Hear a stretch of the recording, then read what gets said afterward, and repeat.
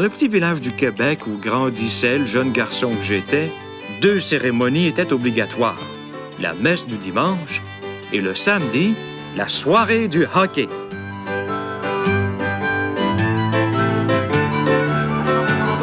C'est l'équipe au Canadien. Blake, Masdell et Richard. Voilà la mise au jeu. La caoutchouc passe de Masdell à Blake. Blake se rend jusqu'au centre de la glace, s'approche de l'échec par Émile Bouchard qui reprend la rondelle. Les deux se bousculent le long de la clôture. Et l'arbitre siffle un hors-jeu. 33 secondes dans cette troisième période. Et toujours Canadien 2, Toronto 2. La rondelle est mise au jeu. Émile Bouchard reçoit la rondelle à la ligne bleue. Il lance vers le filet de Broda. Le disque est pris par Stewart, qui à son tour lance le caoutchouc à la ligne bleue. Et c'est Blake qui reçoit la rondelle. Il passe à Masdell. Masdell à Richard. Richard lance. Et goal! Maurice Richard! C'est maintenant 3-2 pour le Canadien. Alors qu'il ne reste plus que 14 secondes à jouer en troisième période. Maurice Richard avec des passes de Blake et Masdell. Plusieurs joueurs du tricolore sont sur la glace pour féliciter Richard.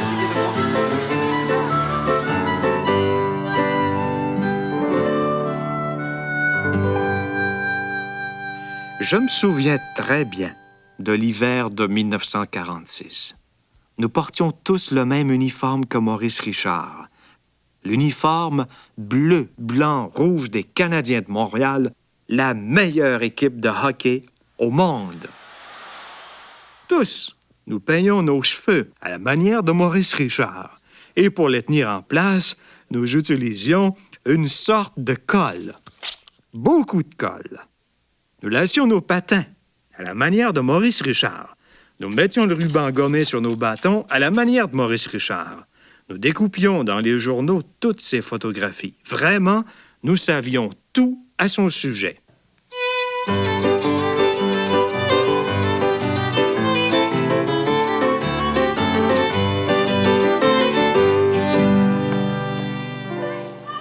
Sur la glace, au coup de sifflet de l'arbitre, les deux équipes s'élançaient sur le disque.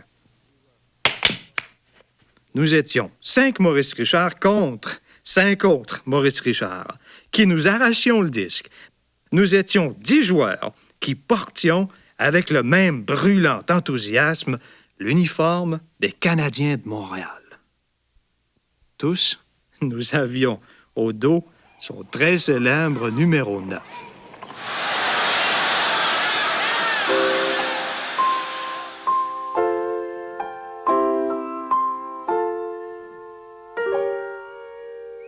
Un jour, mon chandail des Canadiens de Montréal était devenu trop étroit. Il était déchiré ici et là, troué.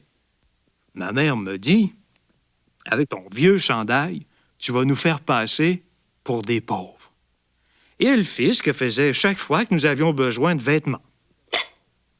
Elle commença par feuilleter le catalogue que la compagnie Eaton nous envoyait par la poste chaque année. Ma mère était fière.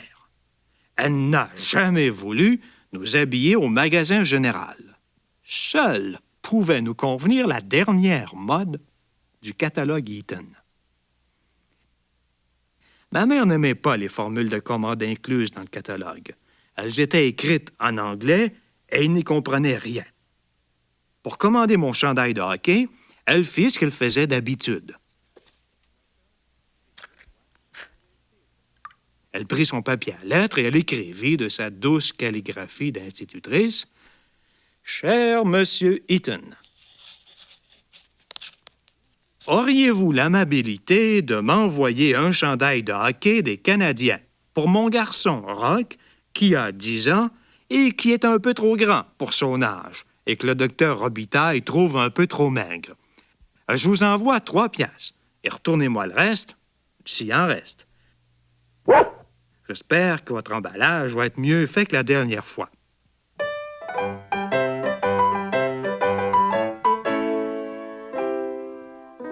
M. Eaton répondit rapidement à la lettre de ma mère. 2 semaines plus tard, nous recevions le chandail. Ce jour-là, j'eus l'une des plus grandes déceptions de ma vie. Au lieu du chandail bleu, blanc et rouge des Canadiens de Montréal, M. Eaton nous avait envoyé le chandail bleu et blanc, avec la feuille d'érable au devant, chandail des Maple Leafs de Toronto. J'avais toujours porté le chandail bleu, blanc, rouge des Canadiens de Montréal. Tous mes amis portaient le chandail bleu, blanc, rouge. De plus, l'équipe de Toronto se faisait terrasser régulièrement par les triomphants Canadiens. Les larmes aux yeux, je trouvais assez de force pour dire « Je porterai jamais cet uniforme-là. » Mon garçon, tu vas d'abord l'essayer. Si tu te fais une idée sur les choses avant de les essayer, mon garçon, tu n'iras pas loin dans la vie. Je pleurais. Je pourrais jamais porter ça. Pourquoi ce chandail-là te va très bien? Comme un gant. Maurice Richard se mettrait jamais ça sur le dos.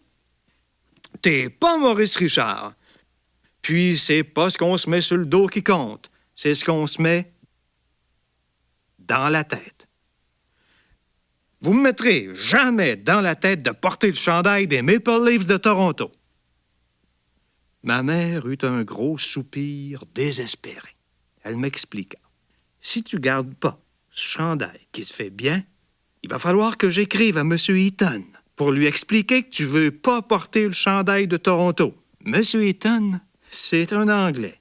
Il va être insulté parce que lui, il les aime, les Toronto. S'il est insulté, penses-tu qu'il va nous répondre très vite? Le printemps va arriver et tu n'auras pas joué une seule partie. Juste parce que tu n'auras pas voulu porter le beau chandail bleu que tu as sur le dos.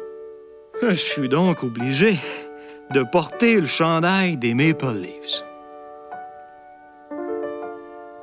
Quand j'arrivais à la patinoire, avec ce chandail-là, tous les Maurice Richard en bleu, blanc et rouge s'approchèrent pour regarder ça.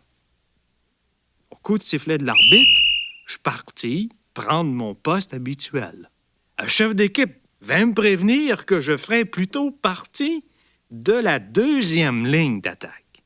À la troisième période, j'avais pas encore joué. Un des joueurs de défense a reçu un coup de bâton sur le nez. Il saignait. Je sautais sur la glace. Mon heure était venue. L'arbitre siffla. Il m'infligeait une punition car il prétendait que j'avais sauté sur la glace quand il y avait encore 5 joueurs. C'était trop. C'était injuste. C'est de la persécution. C'est à cause de mon chandail bleu. Je frappais mon bâton sur la glace si fort qu'il se brisa. Soulagé, je me penchai pour ramasser les débris. Me relevant, je vis le jeune vicaire en patin devant moi. Mon enfant, ce n'est pas parce que tu as un petit chandail neuf des Maple Leafs de Toronto, au contraire des autres, que tu vas nous faire la loi. Un bon jeune homme ne se met pas en colère. Enlève tes patins et va à l'église demander pardon au bon Dieu. Avec mon chandail des Maple Leafs de Toronto, je me rendis à l'église. Je priai Dieu. Je lui demandai qu'il m'envoie immédiatement des centaines, des millions de mythes pour dévorer mon chandail des Maple Leafs de Toronto.